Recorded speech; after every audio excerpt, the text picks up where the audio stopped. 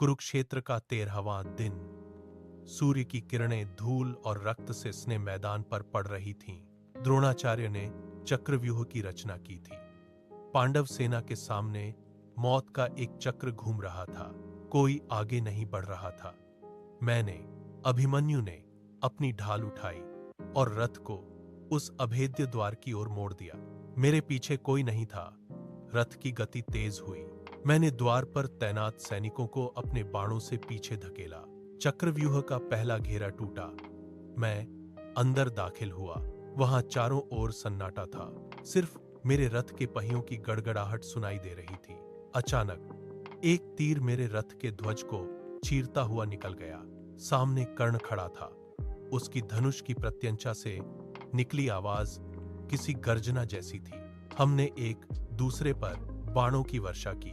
मेरे बाणों ने उसके कवच को खरोंच दिया। कर्ण का चेहरा क्रोध से लाल हो गया। मैंने उसे पीछे हटने पर मजबूर कर दिया।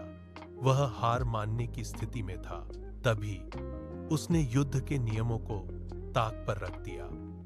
पीछे से दुर्योधन और अन्य योद्धाओं ने मुझे घेर लिया।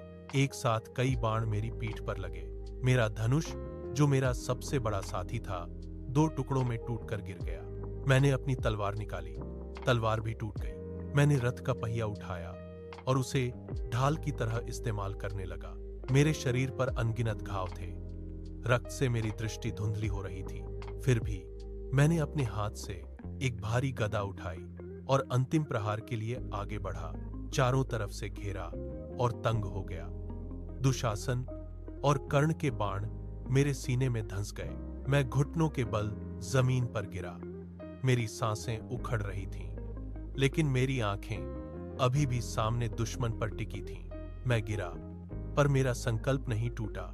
वीर कभी हार नहीं मानते।